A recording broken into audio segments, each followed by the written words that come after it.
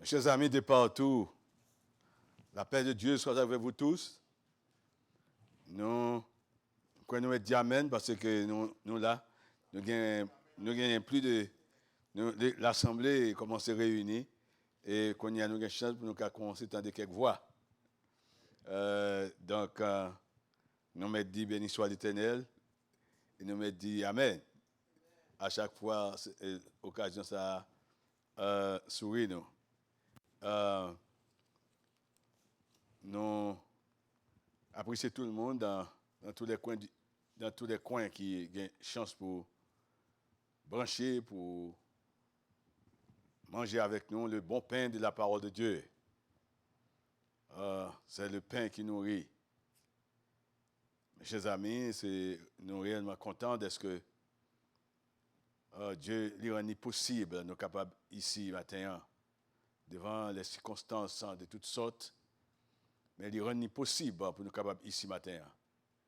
Et avec la prière du pasteur Ézéchiel, nous comprenons, nous sentir comment que nous avons soupiré et nous connaissons que bon Dieu n'a pas bail petit lion charge qu'il pas capoter et il est en contrôle. Et moi encouragé au matin dans tout coin côtoyé en Haïti comme dans les pays étrangers. C'est votre serviteur pasteur Versane Davilus et de l'église en bâtissant de bonnes nouvelles dans Snellville qui a présenté le message du jour. Et sans perdre de temps, on va ouvrir la Bible dans le livre des Rois, chapitre 5. 2 Rois, chapitre 5, et moi, je vais seulement lire pour vous les versets 15 et 16. C'est une histoire connue, et nous ne pas prendre temps pour besoin de lire toute l'histoire. Ça t'apprend déjà le temps du message.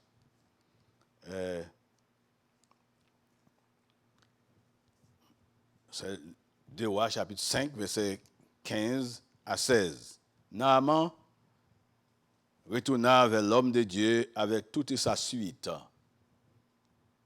Lorsqu'il fut arrivé, il se présenta devant lui et dit, « Voici, je reconnais qu'il n'y a point de Dieu sur toute la terre, si ce n'est en Israël. Et maintenant, accepte, je te prie, un présent de la part de ton serviteur. » Élisée répondit, « L'Éternel dont je suis le serviteur est vivant. Je n'accepterai pas. » Néanmoins, le pressa d'accepter, mais il refusa. Que Dieu bénisse cette portion sacrée pour l'édification commune de chacun de nous ce matin. Le sujet nous avons pour matin, négliger le salut de Dieu en acceptant sa condamnation. Négliger le salut mondial, c'est ou accepter condamnation et jugement mon Dieu. Et sans perdre de temps, quittez Mbaou, parler un peu de cette histoire que vous-même vous connaissez. C'est l'histoire, la guérison de Naaman, le Syrien.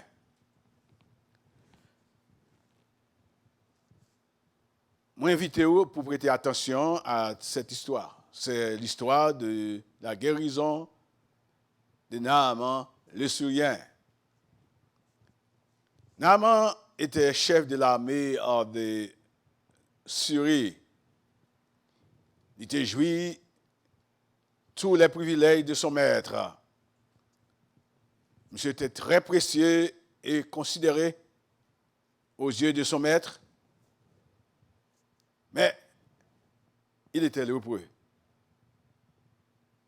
Et sa maladie obligeait lui pour rester en quarantaine. Maladie ça était une maladie contagieuse, la lèpre. Au point qu'il va vivre à côté de l'autre monde pour que le monde ne soit pas infecté. Naaman et sa famille et son troupe étaient sortis en Israël accompagnés d'une forte troupe. et pour retourner dans son pays. Mais monsieur était inquiété. Monsieur était vivre dans l'inquiétude. Il était troublé. Parce qu'il croyait qu'il allait mourir. S'il n'a pas joint un médecin pour soigner lui, il est capable de mourir. L'histoire raconte nous qu'en sortant d'Israël, la femme de Naaman a joué une petite fille. Elle prend une petite fille, ça, elle est venue avec la Kaili comme servante. Et servante, ça qui réalisait que maître est malade et maître est mourir.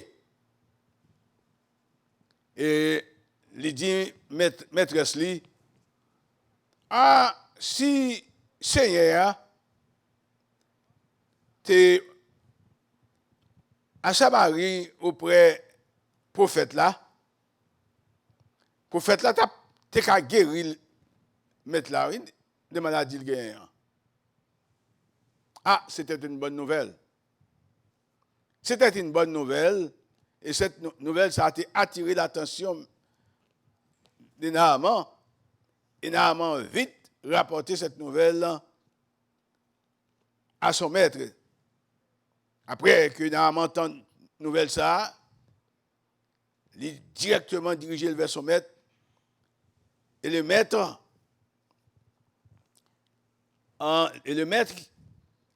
qui était une grande considération pour Néhémie, le Syrien, il dirigea vite, il rédigea, c'est-à-dire vite, une lettre. Et il a lettre ça à Naaman dit, va-t'en à Samarie. Et on va bailler lettre ça au roi d'Israël. Le roi Naaman se dirigea vers Samarie et il portait lettre ça by roi.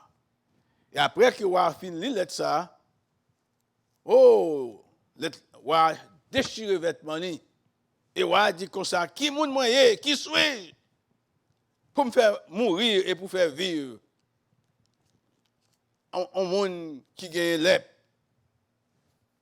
Mon cher connaît son compte que je cherché avec moi. Son occasion de dispute qu'il a cherché avec moi. Alors le prophète Élie, homme de Dieu, te apprend une nouvelle ça et monsieur dit, al dit ouais comme ça. Al dit ouais Israël là pour qu'il ça déchire vêtements li. Pour qu'il ça a besoin de déchirer vêtements li. Quitte Naaman vini côté moi. Il a connaît qu'il y a un prophète en Israël. Naaman avec tout gros chali, tout chevali, gros chevoli, monsieur courir aller devant la porte d'Élysée, la maison d'Élysée depuis monsieur tendait une guérison. Élysée pas même sauté non, Élysée voyait un servant, un messager, elle dit monsieur comme ça. Va, allez, et lavez-vous 7 fois dans le Jourdain, et chair vous va redevenir saine, et vous va pur. Ah, aïe, aïe, c'est pas de nouvelle ça, que Naaman t'attend. Naaman fit irrité et dit, non, monsieur t'a venu côté moi, il t'a présenté lui-même devant moi. Elle t'a invoqué non l'Éternel Dieu là. Et Dieu là t'a agité main sous pléa, elle t'a guéri le pléa. Comment c'est, je parle des fleuves de d'Abana et le papa. Est-ce que fleuve ça n'est pas plus bon que pour me aller en Israël, pour me plonger dans le Jourdain? Est-ce que si je suis allé dans la rivière Sayo, je ne peux pas réellement laver moi et puis je suis devenu pur? Je suis bien. Ah, je suis fâché. monsieur irrité, et puis monsieur fâché, et monsieur prend tout Charlie, il court aller. Parce que nouvelle ça pas bon pour lui, pour le temps descendre dans la rivière, ça, pour la plonger 7 fois. Mais un serviteur, monsieur, dit, monsieur, approché, côté monsieur, il dit, papa, si le prophète là t'a demandé quelque chose de difficile, est-ce qu'on peut t'a fait ça? Combien ou t'as dû accepter seulement pour lever et puis lave-toi et tu seras pur. Finalement, monsieur étant des nouvelles là, accepté conseil là. Il descend alors, monsieur descend chevalier, gros chariot, et puis monsieur plongé 7 fois dans le Jourdain, selon la parole de l'homme de Dieu. Et puis, effectivement, monsieur est devenu, la chair monsieur est devenu comme un timon, et monsieur est pur. C'était l'histoire. Naaman retournait vers l'homme de Dieu avec toute sa troupe. Il est arrivé devant quand monsieur présentait l'homme de Dieu des cadeaux. Et monsieur dit comme ça, je reconnais devant lui, voici, je reconnais qu'il n'y a point de Dieu sur toute la terre, si ce n'est en Israël. Voilà le témoignage que monsieur Naaman qui était pas accepté, te refuser le remède que Naaman te bali, c'est pour la plonger 7 fois. Et finalement, monsieur reconnaît que ce grand chef, ce grand homme, et nouvelle ça a gagné pour connaître que voici, je connais, il n'y a point de Dieu sur toute la terre si ce n'est en Israël. Et c'est ça, les habitants de la terre doivent connaître, je dis. Pas d'autres dieux sur toute la terre, si ce n'est Dieu, le Dieu d'Israël, le Dieu d'Abraham, le Dieu de Jacob, le Dieu d'Isaac, et notre Dieu, le Dieu de toute la terre, je dis. Le Dieu qui a guéri le lépreux. Billy Graham a écrit dans son livre Day by Day. L'homme, à cause de son incrédulité, il refusait pour prendre le chemin que Dieu a tracé. Chemin qui dirigeait l'homme vers le salut. Le chemin de la délivrance du péché adamique. Dans son amour et dans sa miséricorde, Dieu offrit à l'homme un moyen d'échappatoire, un moyen de s'échapper de la mort, du jugement. C'est le chemin du salut. L'homme, dans son aveuglement, dans son égarement, dans son égoïsme, l'amour du plaisir, empêche l'homme d'accepter la simple méthode de Dieu pour échapper du jugement éternel. N'oubliez pas notre sujet ce matin. Négliger le salut de Dieu, c'est en acceptant sa condamnation. L'homme accepte lui-même d'être condamné. Seulement si l'homme refuse l'offre que Dieu lui donne. Supposez, ou tu es malade, et tu as mené au docteur la caillou, et après que le docteur s'est consulté ou il va avoir une prescription. Et vous n'avez pas rien à faire, vous avez vite pour aller honorer la prescription. Ça. Parce que longtemps, dans les temps passés, le docteur est capable d'aller quand il est malade là. Dans quelques villes qui ont été habitées, ou toujours les après-midi, où le docteur a visité malade. Il y a la caille. Et si dans l'incrédulité, comme je viens de me dire que le docteur, ça, après que le docteur finit de visiter, il va avoir une prescription, on n'a rien pour faire, c'est exécuter la prescription. Ça. Et si dans votre incrédulité, vous avez dit, je ne pas croire que le docteur ça capable de guérir, et ou pas prendre remède là. Le docteur, est-ce qu'il est responsable si vous êtes tombé mourir?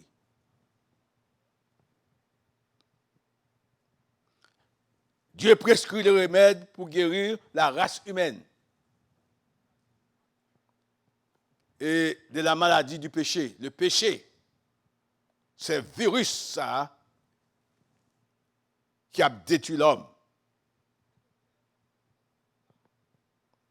Et Dieu prescrit à l'homme un remède pour le guérir de sa maladie. L'homme refusé. L'homme est dans la même situation avec le docteur ça. C'est-à-dire avec malade ça, que le docteur a prescrit et il dit, il n'est pas quoi. Et m'a dit, ou pas quoi dans le médicament déjà nul. Et Jésus-Christ, c'est Dieu nous a prescrit un remède en la personne de son Fils Jésus-Christ. Et l'homme refusait. Et le remède que Dieu offre, il faut croire dans le remède ça. Il faut croire que le remède ça est capable de guérir. Et il doit croire que le remède ça est capable de faire la vie par la nouvelle naissance en Jésus-Christ. Et si vous avez décidé dans votre incrédulité pour ne pas prendre ce médicament, vous allez payer les conséquences là. Est-ce que vous êtes capable de blâmer mon Dieu? Est-ce que vous êtes capable de blâmer Dieu?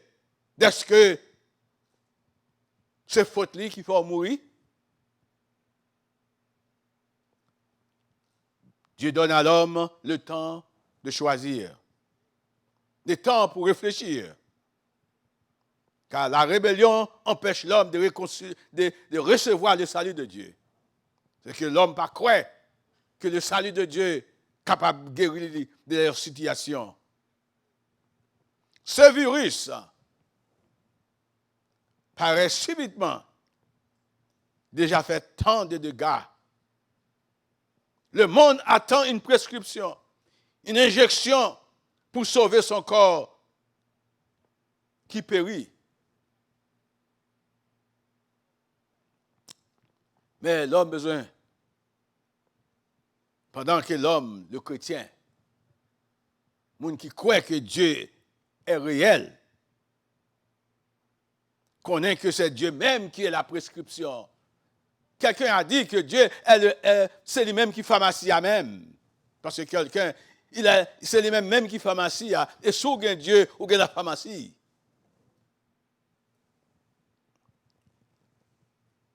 L'homme attend une prescription, une injection pour sauver son corps.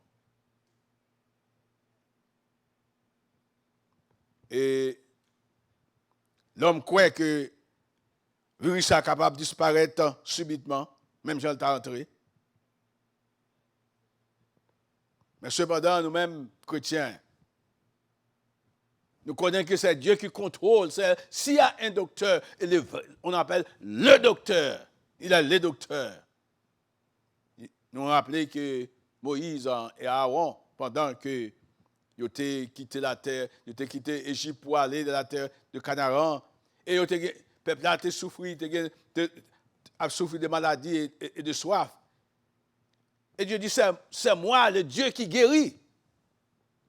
Et fait le peuple à connaître, c'est moi-même qui guéris. C'est moi qui suis capable de guérir. Et je dis, le monde, besoin de connaître, c'est Dieu qui peut guérir, et c'est Dieu qui peut.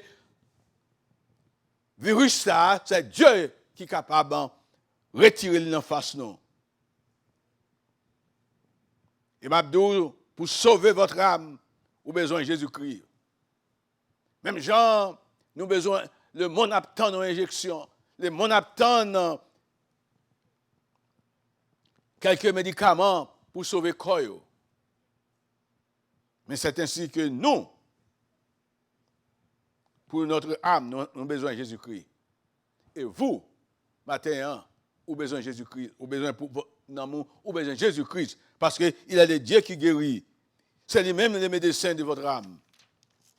Il est le médecin de votre âme.